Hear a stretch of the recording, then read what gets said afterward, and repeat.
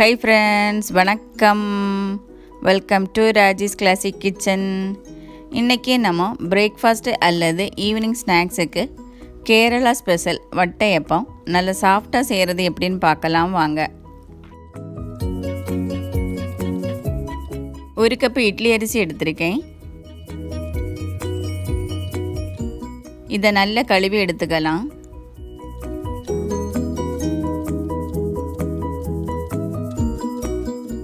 இதில் இப்போ ஒரு கப்பு தண்ணி ஊற்றி ஒரு 4 மணி நேரம் ஊற வைக்கலாம். அரிசி நல்லா ஊறிடுச்சு.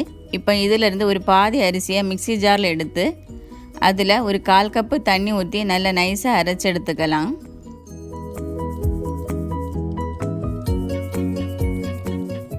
இந்த மாதிரி நல்லா நைஸாக அரைக்கணும். இப்போது கப்பி காய்ச்சி எடுத்துக்கலாம். அதுக்கு இதிலேருந்து ஒரு 3 டீஸ்பூன் மாவை ஒரு பேனில் எடுத்து அதில் ஒரு 3/4 கப்பு தண்ணி ஊற்றி நல்லா மிக்ஸ் பண்ணி லோ ஹீட்டில் வச்சு குக் பண்ணி எடுத்துக்கலாம். குக் ஆகும் வரைக்கும் கைவிடாமல் கிளறிக்கிட்டே இருக்கணும்.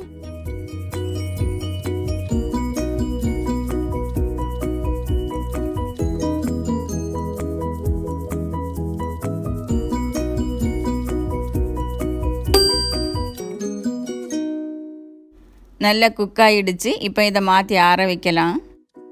இப்போது மீதி உள்ள அரிசியை மிக்ஸி ஜாரில் சேர்த்துக்கலாம்.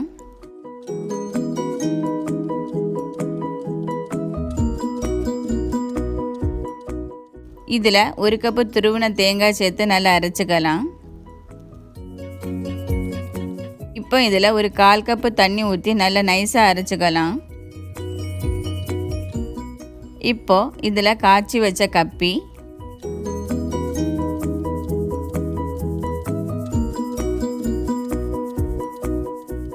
கால் டீஸ்பூன் உப்பு, 1/4 டீஸ்பூன் ஏலக்காய் பொடி, அரை டீஸ்பூன் ஈஸ்ட், 3 டேபிள் ஸ்பூன் சர்க்கரை சேர்த்து நல்லா நைஸாக அரைச்சி எடுத்துக்கலாம். இப்போ இதை ஒரு பெரிய பவுலில் மாற்றிக்கலாம். அப்போ தான் அது பொங்கி வர கரெக்டாக இருக்கும்.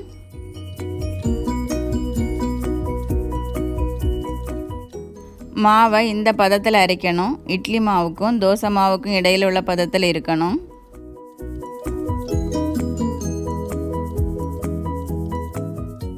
இப்போ இதை மூடி ஒரு 6 மணி நேரம் ஒரு வாமான இடத்துல அப்படியே வைக்கலாம். இது அதிக நேரம் வச்சா நல்லா புளிக்கும். வட்டையப்பத்துக்கு நல்லா புளிக்கக்கூடாது. 6 மணி நேரம் ஆயிடுச்சு. இப்போ ஓப்பன் பண்ணி பார்க்கலாம். மாவு நல்லா பொங்கி இருக்குது. இப்போ இதை லேசாக மிக்ஸ் பண்ணிக்கலாம்.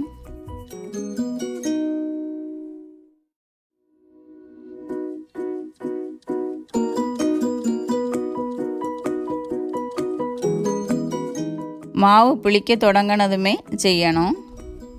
அப்போ தான் வட்டையப்பம் நல்லா வரும்.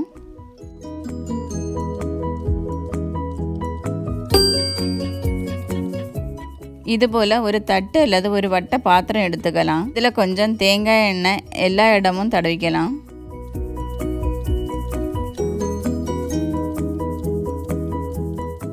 தட்டுக்க பாதி வரைக்கும் மாவை ஊற்றிக்கலாம்.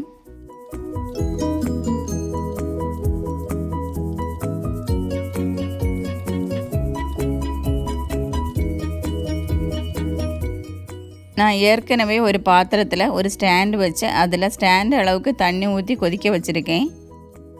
இப்போ இதை வச்சு மூடி ஒரு 10லிருந்து 15 நிமிஷம் வேக வச்சு எடுத்துக்கலாம்.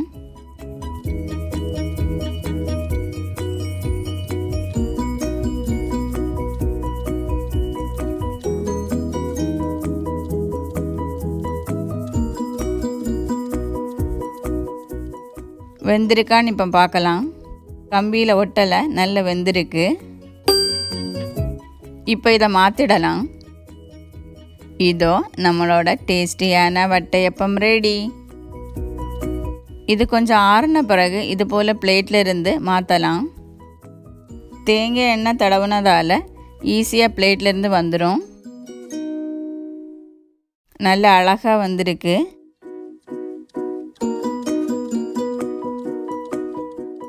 இப்போ இதை கட் பண்ணி பார்க்கலாம்.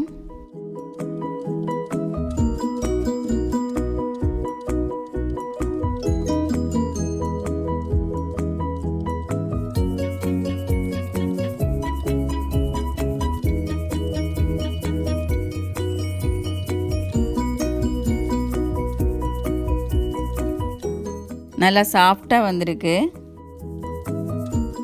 இது அப்படியே சாப்பிடலாம் அல்லது சைடிஷ் தொட்டு சாப்பிடவும் நல்லா இருக்கும். தேங்க்ஸ் ஃபார் வாட்சிங். இந்த ரெசிபி உங்களுக்கும் பிடிக்கும்னு நினைக்கிறேன். இதை நீங்களும் உங்கள் வீட்டில் செய்து பார்த்துட்டு கமெண்ட் பண்ணுங்கள், லைக் பண்ணுங்கள், ஷேர் பண்ணுங்கள். இது வரைக்கும் நம்ம சேனலுக்கு சப்ஸ்கிரைப் பண்ணாதவங்க சப்ஸ்கிரைப் பண்ணுங்கள். நன்றி.